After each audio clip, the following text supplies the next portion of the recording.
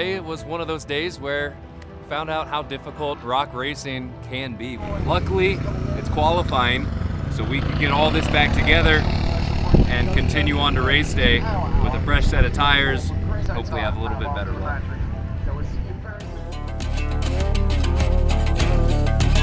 My name's Ben Ertel, first class petty officer in the United States Coast Guard. Was 10 years active duty, going on my 3rd year in the reserve. Now I guess I can call myself an off-road race car builder and also the owner of a YouTube channel, JK Gear and Gadgets. There's a lot of this I couldn't do if I wasn't in the Coast Guard. I love the mission, I love the people, and I love the job. So I can still serve my country, I can still be part of the Coast Guard and still be here doing what I love with off-roading. My name's Michael Jury. I'm a retired Coast Guard, co-driver, navigator, and mechanic. We're here in Johnson Valley for the 2024 King of the Hammers, which is the hardest off-road race in the country. After qualifying, we knew we had a dog in the race. At the end of the day, we made it through 122 miles of the course without a single flat tire. Even though we didn't make it through qualifying, the fact that we tried put us ahead of the people who didn't. So out of a class of 130, you could have 50 qualified. They're automatically at the front of the pack. We now have 2 days to fix our power steering system and hopefully find a new set of tires out here. Going out to King of the Hammers, we had, of course, the 5 tires on the vehicle. I had also brought another full set of 4 tires, thinking that was going to be enough. After knocking out 2 of them during qualifying, we're left with 2 tires for race day as spares, which is not ideal. I am nervous about the tire situation. It is a long course, these rocks are sharp, and there's no way you're making it through all of these trails without getting a handful of flats. And if we don't find a set, whether they're used, new, cost $800 a piece, we have to get them. And I've slowly realizing how hard that is to find out here. Everybody's looking for tires.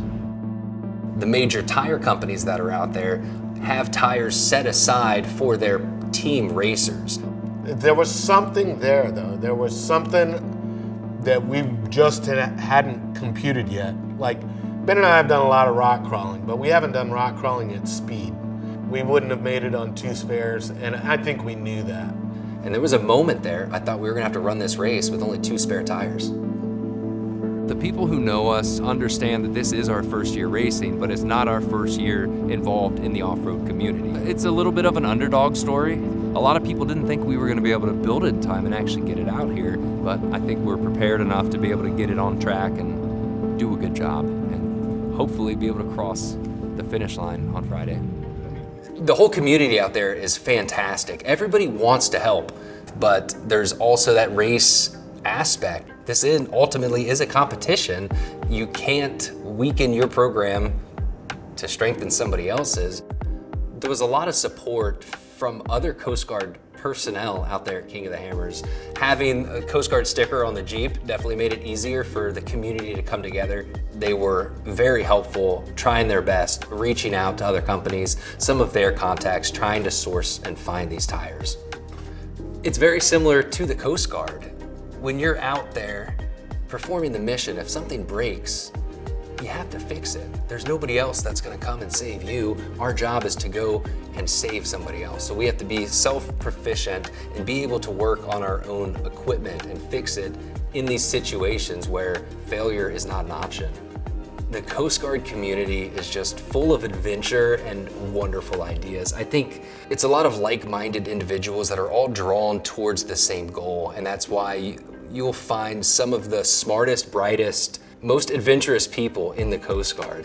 We're here for an adventure. We all strive to do the best we can. We seek excellence. My skill set is crazy because as an electrician, I was always one to be with the MKs. I absorbed from every single rate and made it all gel into one, and I always remained neutral to getting the problem solved. And I always had fun with it. In the end, we were able to link up with another 4500 race team, which is actually a competitor that had 2 used sets of tires, a little worn down from a few races, but ultimately set us up for success having 4 spare tires. Ben's rig is pretty top-notch. It's up there with some of the pro teams that I've seen. He's got a well put together truck. Yeah, he's new at it, but you can tell he's ambitious and he's willing to do what's got to be done to get to the finish line. It's super exciting to be here. I'm even actually more excited that Ben is here. I think Ben is going to do really, really good. You've built like an incredible vehicle. You have the right mentality for this. And if something happens and I pass you, I will stop and see if you're okay and see if I can help. So don't worry. Same goes for you.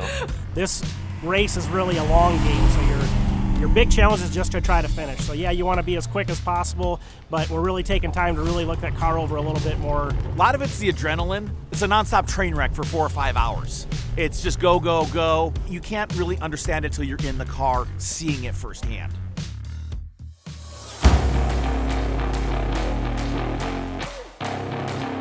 Today is the day. It is race morning, bright and early. Spent the past 6-7 months getting ready for this, and we're down to the wire. Today is the day. We're gonna give it our best shot. Of course, we're gonna push the limits of what this rig can do, push the limits of ourselves, and give it our best shot and put all of our hard work to the test. Whoa, actual race day. It was intense. We are lining up for race day, and there's roughly 140 cars in line. It's cold, I see my breath. The race is here. We're 20 minutes away from starting. And I just sit back and realize that this is it. Everything I've worked for, building this rig, today is the day. My goal is to beat every single one of these people in front of me. And in the back of my mind, I knew there was a chance that I would too. Go, go, go, go, go.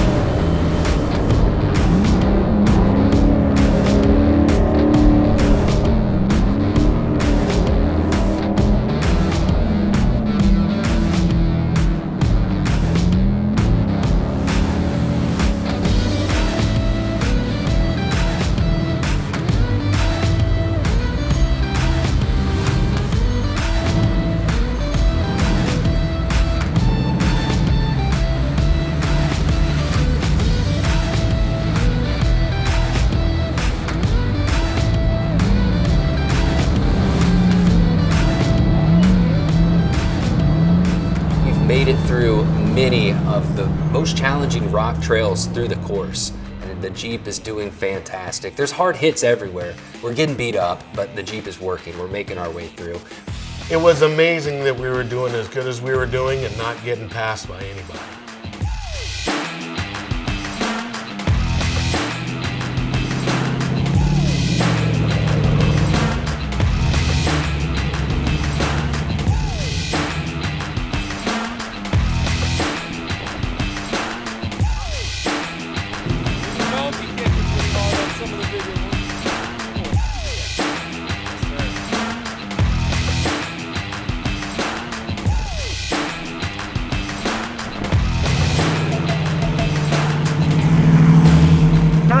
We just finished our first lap.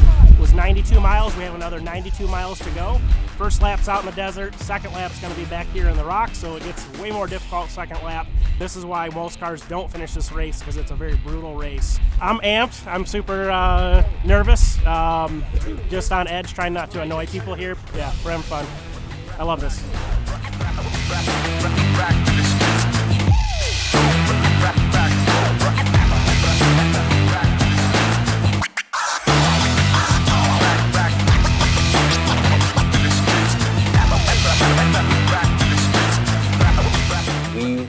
Cooking. Things were working. We were making great time, tackling hard rock trails, running through the pit stops, refueling. Everything was going according to plan until it didn't. We couldn't feel it. We didn't know what was going on. Ben just noticed that he was losing transmission. Something's slipping. Something doesn't feel right. And I start noticing that there's a little bit of smoke behind us. And my first instinct was, we blew the motor. Something shot. At this point, all the gauges are reading good, everything's happy, we continue on. We make it probably another 10 miles through the rocks, and the gas pedal, engine's roaring, the Jeep's not moving. Then you could instantly smell it. The second he said it, you could smell the burnt transmission fluid. And we started getting a little scared, and then we just pulled it over. And then as we pulled it over, you could look back on the hill, and there was just like a red trail of death all the way down to the Jeep, so we had lost all the transmission fluid. There's no way we're gonna continue racing unless we repair this transmission pan and refill it with 8 quarts of transmission fluid. And we're in the middle of a rock valley now, the sun's setting. Finally, there's one racer that's limping by. He has coolant spewing out of his radiator. Clearly, he's having a hard time too. He needed water or antifreeze so he didn't keep overheating, and I needed transmission fluid and JB Weld to try to patch a repair in the pan. He had JB Weld and transmission fluid, and guess what I had? I had coolant, so we did a swap. I sat back and tried to JB Weld and fix all the splintered transmission pan. It's obliterated. Trying to get it to a point where we can pour fluid in there. As we were adding fluid, it was coming out as fast as we were putting it in. And we knew we were pretty much done. We tried all we could do to get this thing back together, but ultimately, with what we had, there was just nothing that we could do. We challenged ourselves to almost make it bulletproof, and we were surpassed by the damage that was done.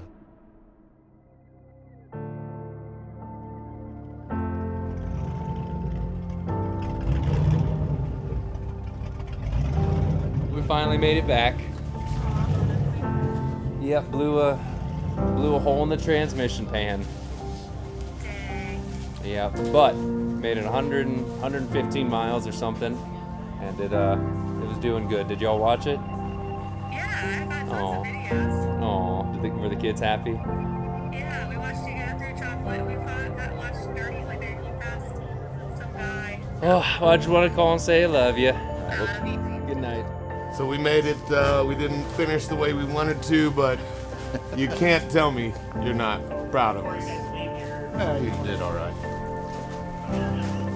And that's Trotter. We're gonna call it a night, and thank you guys for coming out. It's only 364 more days. And we'll be ready next year, and I can guarantee you they aren't gonna make a bulletproof skid plate like we're about to make. We had given it every single ounce that we could. There was nothing looking back that I say, if I would have tried this, what would have been the outcome? And looking back at it now, I'm proud of what we did. 100% proud of Ben, 100% proud of me. I can't believe that we did it. I can't believe that we got as far as we got. This is a lifetime dream. This is a definite bucket list item that you couldn't put a price on. So for us to be able to do this stuff, unreal. Mike and I hopped in the truck. It was late at night. We decided to head home, and we decided to drive through the night and just make it home. We were looking forward to coming back and visiting our families, but we were in, super high spirits. We'd been there, done that. We had a great time. The Jeep's driving home in one piece. We're all safe. And the whole ride home, I remember Mike and I just talking about next year. We're gonna come back out here. We're already planning a whole year in advance for how we can recreate this whole experience, and we're coming back to do it again next year.